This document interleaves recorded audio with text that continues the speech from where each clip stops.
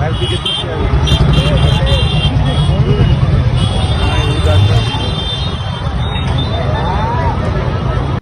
મિત્રો, અત્યારે રાજકોટમાં TRP ગેમ ઝોન નામની બિલ્ડિંગમાં આગ લાગવાથી 28 જેટલા લોકોના મોત થયા છે અને તેમાં 5 વર્ષના અને 10 વર્ષના નાના બાળકોનો પણ સમાવેશ થાય છે.